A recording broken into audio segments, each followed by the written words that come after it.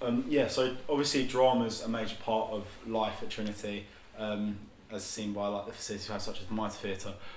We just wondered, what sort of influence did your school have on your acting, and did they help you become an actress? With me in French school, because I was sent to a French school when I was 9, from 9 to 13. I didn't understand anything. I didn't understand the language, and I think I was the first year I lived in a sort of real silent world. Yeah. And I think that when I think back on it, it was many sort of things happened in that moment, which is a very formative time of a child's life, that actually served. It made me go into acting, but that served for learning how your emotions can go inside. You can hold them, and actually people can actually read what you're saying. Yeah. So what do you feel has been an acting highlight in your life so far? What have been acting highlights? Your maybe your favourite role, or the piece that you've worked on that you felt most passionate about? I think the last thing I've done, well, not the last thing, but the last film that it was really effective for me was the thing that I could talk about, which is 45 Years, which I did last year, which is about a couple who lived together for 45 years, and something arrives one morning through the post that starts to a subject starts to literally freeze them into a state of unknowing about what they have actually lived as a couple. That was really a very beautiful film, very powerful, yeah. Do you feel that struck a resonance with lots of people watching that? Do you think that would have made people think about their relationships? Is that what you intended when you went into that project? You don't... I mean, the writer intends, perhaps... I don't even know whether the writer intends. The writer will find them, because this is a short story, this 45 years, and the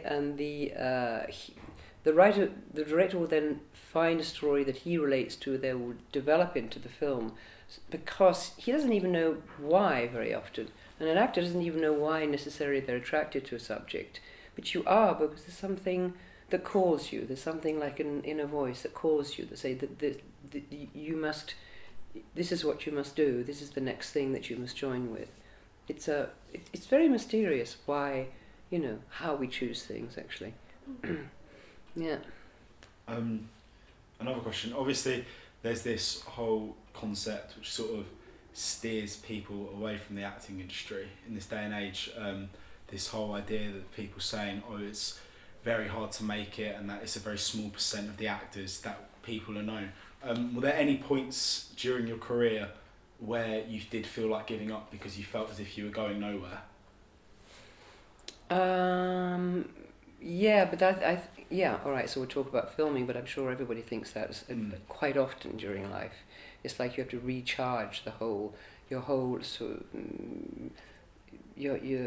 being quite often. You have to kickstart yourself, because you just think it's all meaningless, that everything's meaningless, that it's, and you go through depressive moments, down moments where you think that you'll never come and feel the desire to do anything again. But they're just huge, great cycles.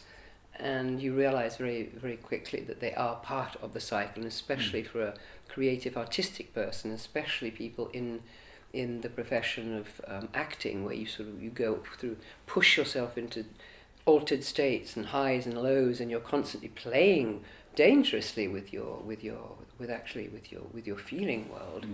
So it's not surprising, yes. So I felt that quite a few times, yeah. Who has perhaps been your favourite co-star? Sorry? Who has perhaps been your favourite co-star? Someone you've worked alongside with that you've really admired, how they acted and their general how they were on set and with the director. Has anyone you've been looked up to or inspired by? I've had some wonderful actually co-stars, but I suppose my favourite would be Dirk Bogarde.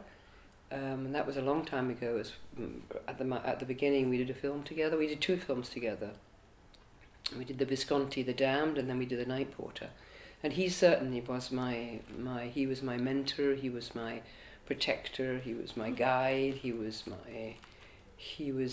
somebody that I mean, I've never had a relationship like that since. We had an extraordinary friendship. Going back to how you started in front of the camera as opposed to on stage, because I did a short film in summer, and as a theatre actor I found the transition from acting on stage to in front of the camera a lot different, because obviously there's more exaggerated movements on stage. Did you find like a reversal of that when you went onto the stage, or did you find it easy because you'd acted in front of the camera before? No, I didn't know. They don't help each other at all, Yeah, the two. They just don't join each other at all.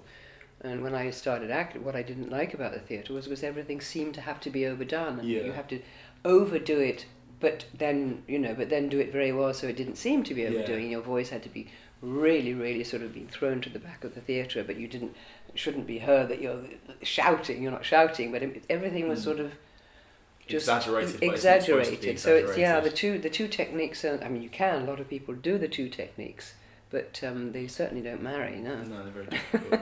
Would you say then, as an actress, do you believe it helped you starting in front of the camera then, because you've learned to sort of act more naturalistically as opposed to act more exaggerated? Or do you think it's the other way around? Or do you think it's just depends on the actor? I think that my way was better. Yeah. I think somehow my way was better because it makes you work with in a very quiet way. So therefore, in that quiet way, a natural way, you have to really, really get things across. So you have to really form a relationship with what you are feeling, with the expression that's going to be actually, holding that feeling. And that all needs a certain technique, that too. I mean, you do it naturally, but there's a certain technique that you need to develop. Most actors nowadays are looked up to as like role models for lots of young people. Do you feel that being an actor means that you should get involved within politics in today's society? Essentially, does being an actor give you a social platform and mandate to express your views, express ones that you feel important? We saw Meryl Streep recently attacking Donald Trump. Do you think that is an actor's prerogative? Should they go about doing that? Is that if they want to, yeah, and if they're really sincere about it, yeah, I think it is good, because people do listen to actors. They like to hear them speak, and they are they are porte-parole, as they say, of. People could say, oh yes, but it's not their subject. But it's everybody's subject. Politics is everybody's subject. Yeah. Who has been your favourite director? Probably François Ozon. And was that because you got on with him really well, or was it just his general directing? It was a bit of everything. I got on with him incredibly well. We sort of saw eye to eye on everything. We had a great complicité.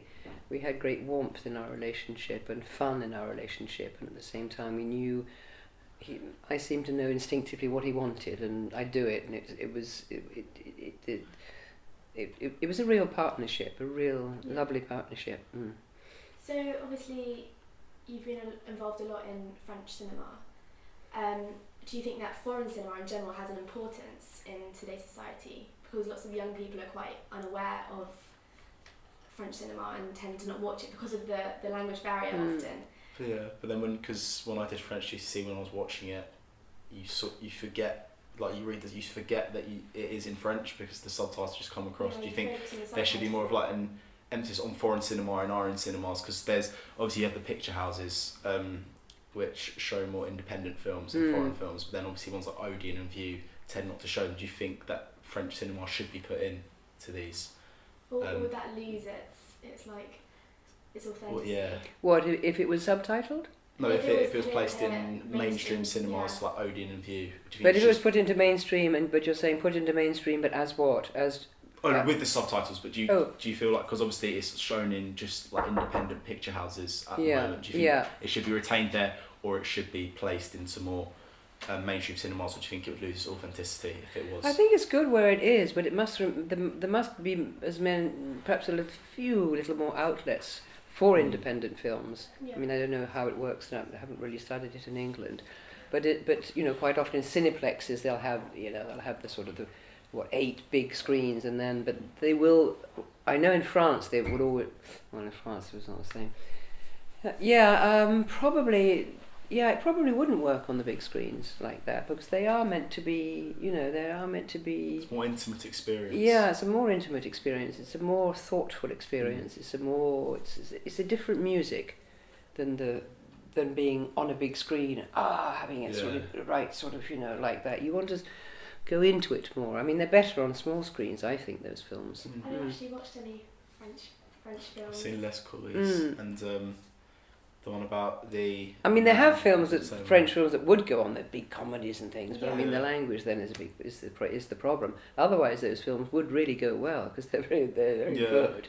Because the films I've watched in French, like some of them are hilarious because you read the subtitles, you forget about the language barrier.